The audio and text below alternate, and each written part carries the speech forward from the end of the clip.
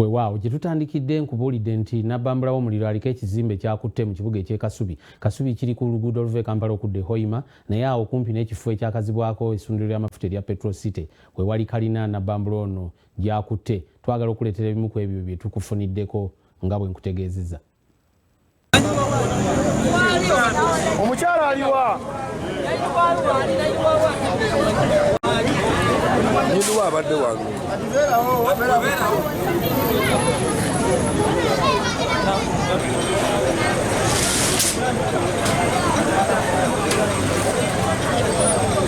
So nfunye essimu okuva ku defense wa zone 4 waliwo ekizimbe ekikutte opposite ne ofiisi yaabwe omuliro kya Mwami Muhammad Baga.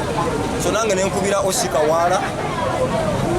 Wala n'atandikira okukubira fire nga nange bwe ngezaako okukubira abalali nabo n'abagamba. So ekibaddewo wakati awo abatuuze bayambyeko okuzikiza omuliro kugambibwa nti guvudde kuba mulimu omukyala asula awo. Kati mu mbeera eyo abatuuze babadde bazikiza ne poliisi etuuse mu budde. Poliisi y'ekitundu ebaddewo naye ya fire kujja okuzikiza naye n'etuukawo.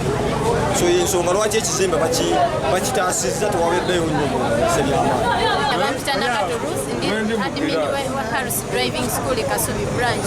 Zibadde saa 12 kitundu nga tutudde mu office nempulira abakazi wansi nga baleekaana nti bannange omuliro gukutte, nange gwe kubayo ne nningiza wansi ogenda okulaba omukka nga gutulumba waggulu.